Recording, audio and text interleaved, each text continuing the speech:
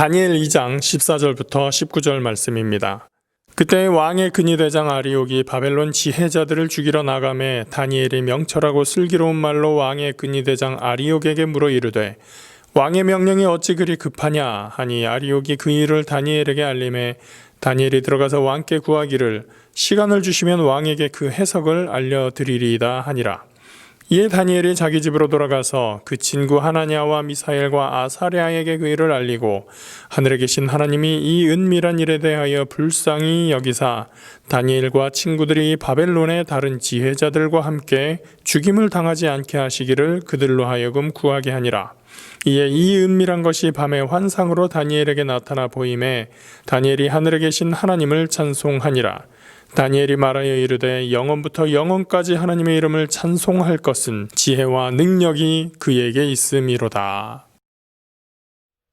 할렐루야 여러분, 이제 오늘은 2020년 마지막 주일이면서 우리 졸업 예배를 드리는 날입니다. 뭔가를 마친다는 것은 아주 흥미롭고 놀랍고 신비로운 것입니다. 뭐가 됐든 말이죠. 끝이 있다는 얘기니까 다시 시작할 수 있다는 얘기도 되고요. 또 다시 시작한 일이 힘들다고 해도 그것이 언젠가는 끝날 수 있기 때문입니다. 우리가 올 한 해를 마치 코로나로 시작한 것 같은데 이 코로나도 언젠가는 끝이 나게 되겠죠. 물론 코로나 이후에는 앞으로 코로나 이전처럼 완전히 동일하게 돌아갈 수 없다라는 그런 추측도 있지만 그래도 지금보다는 나을 거고 지금처럼 살지는 않아도 되잖아요. 그래서 소망이 있습니다. 다 필요 없고 이젠 끝났어 그런 생각이 들 때도 있어요. 오늘은 그런 마지막 상황에 처했던 한 사람의 이야기를 통해서 우리가 앞으로 다가오는 시간을 어떻게 대처할 것인가에 대해서 생각해 보도록 하겠습니다. 오늘 본문을 이야기하기 전에 먼저 하나 짚고 넘어가고 싶은 것은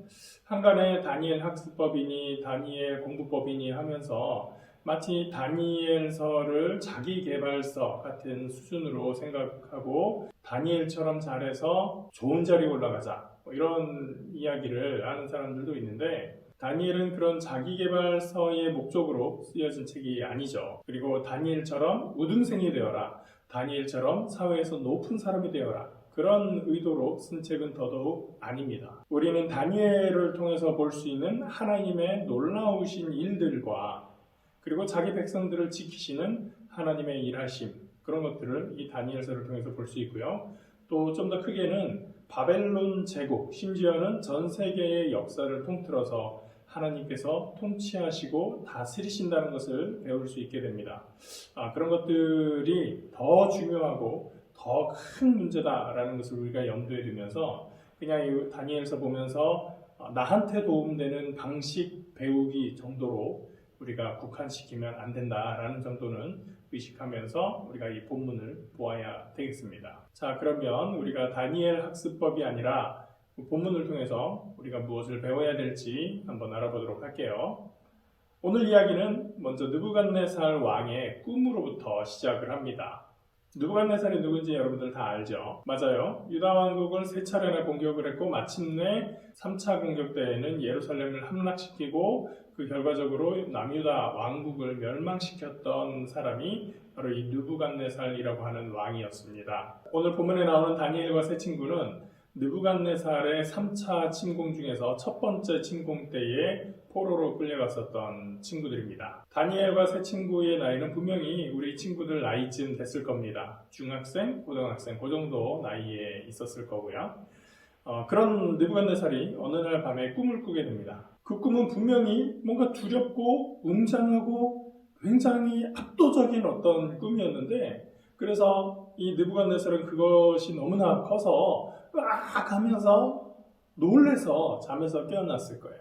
그런데 일어나 보니까 꿈이 기억이 안 나요.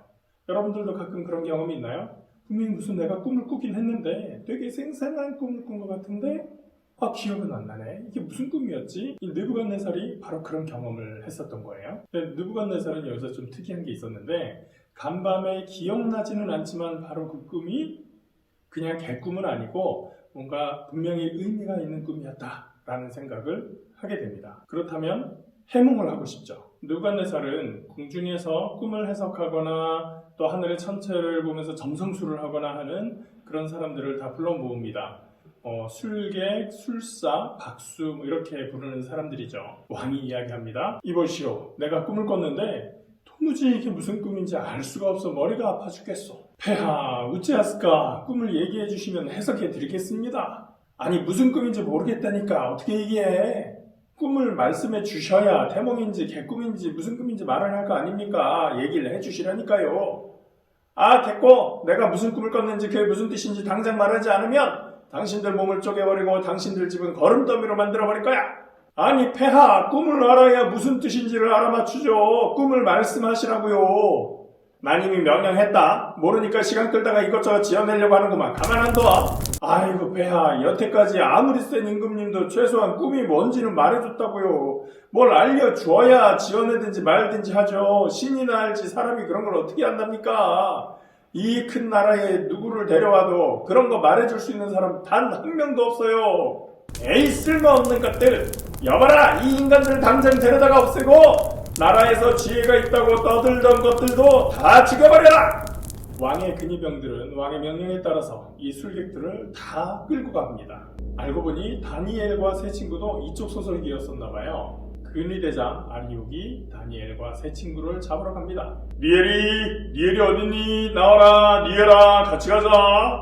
저 여기 있는데 어딜 가나요? 아무 말하지 말고 따라와, 가자. 아니 어딘지 말은 해주셔야죠. 파티복을 입을지 작업복을 입을지 곡괭이를 가져갈지 붓을 가져갈지 뭐 준비를 해야 될 거 아니에요. 아 준비물 필요 없어. 죽으러 갈 거야. 에?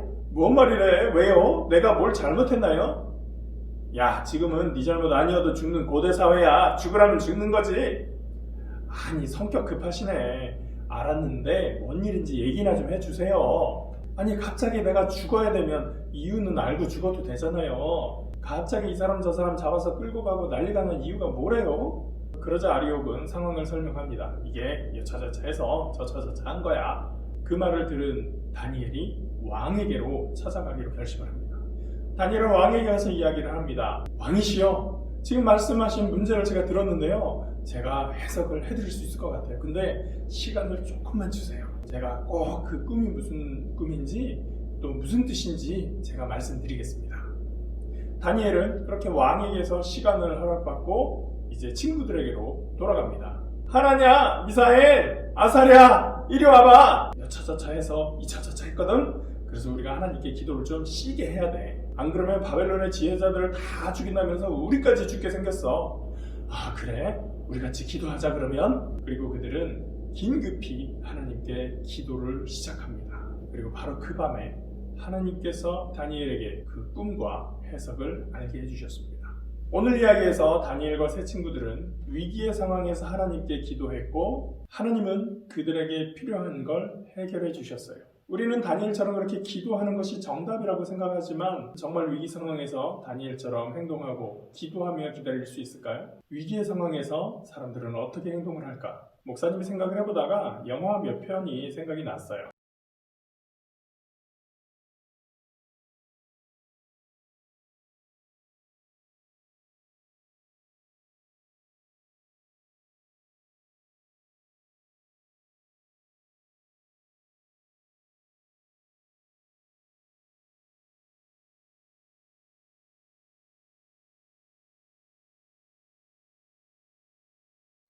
개인이나 가정이나 국가나 우리는 언제든지 위험한 상황에 처할 수가 있습니다. 위기라고 하죠. 목숨이 경각에 달리고 회사의 존폐 위기가 다가오기도 하고 국가의 존망이 걸려있는 위기 상황에 처할 수 있게 되는 것이죠. 똑같은 상황에서 사람들은 여러 가지 다른 행동의 양식을 보여주게 됩니다. 어떤 사람들은 이기적으로 수단과 방법을 가리지 않고 나만 살겠다고 하는, 그래서 온갖 방법, 돈을 쓰기도 하고 잔꾀를 부리면서 살아남는 사람도 있습니다. 그러다가 살아남을 수도 있고 발버둥 치다가 어려움을 헤쳐나오지 못할 수도 있죠. 누군가가 옆에서 그것은 바르지 않아요 라고 이야기를 하면 힘 빼는 소리를 한마디 합니다.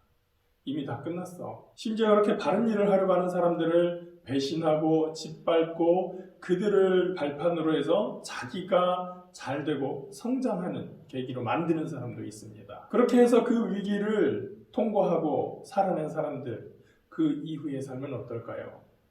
여전히 그 사람은 또 나만을 위해서, 또 내가 살기 위해서 다른 사람을 이용하고 잔꾀를 부리고 옳지 않은 방법을 이용해서 자기만의 이익을 구하게 되죠. 아무도 반가워하지 않고 축복하지 않는 삶입니다. 또 어떤 사람은 아무것도 하지 않으면서 그냥 불평, 불만만 터뜨리는 사람도 있습니다. 그냥 혼자 억울하고 답답하고 그러면서도 그 상황을 빠져나오기 위한 해결책은 찾지 않아요. 이런 사람들과는 뭔가를 같이 하려고 해도 할 수가 없습니다. 일제시대에 조선의 많은 지식인들, 배웠다고 하는 사람들이 조선은 절대 독립하지 못할 것이다 라고 하면서 앞장서서 친일을 하고 친일이 바른 방법이다 라는 것을 주장하기도 했습니다. 그들은 자신들의 식견과 자신들이 세상을 보는 눈으로 판단했을 때 이 나라에 미래는 없다. 더 이상 이 나라는 희망이 없다라고 예측했습니다.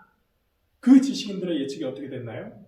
틀렸어요. 같이 지식을 가지고 같이 많은 것을 공부했지만 어떤 사람은 끝까지 이 나라의 독립을 위해서 목숨 바쳐 일하기도 하고 어떤 사람은 그 지식을 가지고 이 나라는 소용이 없어 라고 하면서 친일을 앞서기도 했습니다. 오늘 성경의 다니엘의 상황에서도 이런 여러 가지 유형의 사람들이 있었을 거예요. 나 혼자 살아남으려고 숨어서 도망가려는 사람도 있었을 거고 왕 진짜 너무한 거 아니야 라고 불평하는 사람도 있었고 어떤 사람은 이거 죽었네 큰일 났네 하고 아무것도 하지 않는 사람도 있었을 거야. 그런데 우리가 보았듯이 다니엘은 친구들과 함께 우리 하나님께 기도하자. 하나님께로부터 우리가 해답을 찾아야 되지 않겠니? 다니엘은 친구들과 함께 하나님께 기도하기로 결심합니다. 그런 위기에서 하나님께 기도할 수 있는 힘은 어디에서 나오는 걸까요? 평상시부터 하나님과 늘 교제했었던 삶이기 때문에 가능한 거예요. 그렇지 않으면 위기 상황에서 하나님께 기도하기보다는 하나님께 불평하기 쉽고요. 그리고 그 상황을 빠져나오기 위한 나의 잔꾀가 먼저 나오게 됩니다. 그러나 우리가 평상시에 하나님을 의식하고 하나님께서 다스리심을 믿고 있다면 평상시에 우리가 하나님과 기도하며 하나님과 교제하고 대화하고 있다면 어떤 위기 상황이 됐을 때 우리는 하나님께 기도하게 됩니다. 그리고 또 하나의 믿음이 있죠. 이 상황에서 중요한 것은 내가 어떻게 살아남느냐 하는 것보다 과연 이 상황 속에서 내가 어떠한 사람으로 남느냐 하는 것이라는 거예요. 내가 원하는 방식이 아니라 하나님께서 원하시는 방식대로 이루실 것이라고 하는 믿음입니다. 하나님은 다니엘에게 그 꿈의 내용과 뜻을 알려주셨습니다. 다니엘은 하나님을 찬양하며 고백합니다. 이에 은밀한 것이 밤의 환상으로 다니엘에게 나타나 보임에 다니엘이 하늘에 계신 하나님을 찬송하니라. 다니엘이 말하여 이르되 영원부터 영원까지 하나님의 이름을 찬송할 것은 지혜와 능력이 그에게 있음이로다. 다니엘은 분명히 고백합니다. 자신에게 지혜가 있다고 해도 그 지혜는 하나님께로부터 온 것이라는 것입니다. 아무리 은밀한 것이 있다고 하더라도 그것을 감추어도 하나님께는 감추이지 않고 모든 것이 드러나 있다. 우리는 모든 상황에서 진정하고 정신을 차리고 상황을 제대로 볼 수 있어야 됩니다. 단순히 하나님 나 혼자만이라도 여기서 살게 해주세요 라고 기도하는 것이 아니라 하나님 내가 이 상황에서 하나님의 뜻을 이루게 해주세요. 여기서 하나님의 일을 맡아서 할 수 있게 해주세요. 그때 하나님께서 다니엘에게 해주셨던 해결 방법은 다니엘과 세 친구가 피신하는 방법이 아니라 그들을 통해서 그들뿐만 아니라 바벨론의 모든 지혜자들이 함께 살 수 있는 방법이었습니다. 나의 잔꾀로 위기를 모면하라고 하면 나 혼자 살 수는 있어요. 그것도 성공할 수 있을지 말지는 알 수가 없어요. 우리는 하나님께서 주시는 지혜로 하나님의 방법으로 그 위기를 헤쳐나갈 수 있어야 됩니다. 지금은 코로나가 위기인 것 같아요. 그런데 이 코로나 기간이 끝나고 나면 우리는 뒤돌아보게 될 것입니다. 이 기간에 나는 위기를 극복하는데 적극적으로 동참했는가? 아니면 불평하고 불만을 말하는 사람이었나? 아니면 힘들다고 징징대는 사람이었나? 우리는 하나님의 사람다운 모습으로 이 기간을 잘 지내왔는가? 지금까지의 모습, 그리고 오늘 내가 오늘의 상황을 대처하는 이 모습이 앞으로도 이 상황이 끝날 때까지 그리고 우리에게 또 다른 새로운 상황이 펼쳐졌을 때 여러분 모두가 하나님의 아름다운 자녀로서 위기의 상황에서도 평범한 시간에서도 하나님을 의지하며 멋지게 살아갈 수 있는 귀한 삶을 살기를 예수님의 이름으로 축복합니다. 중학교, 고등학교 졸업하는 친구들 축하하고요. 우리 새해를 맞으면서 또 다른 새로운 시작을 주님과 함께 아름답게 멋지게 시작할 수 있기를 주님의 이름으로 축원합니다. 기도하겠습니다. 사랑의 하나님 감사합니다. 1년 동안 우리를 지켜주시고 많은 어려운 가운데서도 여기까지 이끌어주시고 인도하심을 감사합니다. 우리 친구들 이제 한 해를 잘 마치고 새해를 시작하는 이 시점에 하나님께 감사하며 하나님을 의지하는 그래서 주님을 기쁘시게 하는 그 삶을 살아갈 수 있도록 인도하여 주시옵소서. 이 한 해가 비록 힘들었을지라도 또 그 안에서 우리가 하나님의 뜻을 이루며 하나님의 마음을 가지고 이 땅을 믿음으로 승리하며 살아갈 수 있도록 이끌어주고 역사하심을 믿고 감사합니다.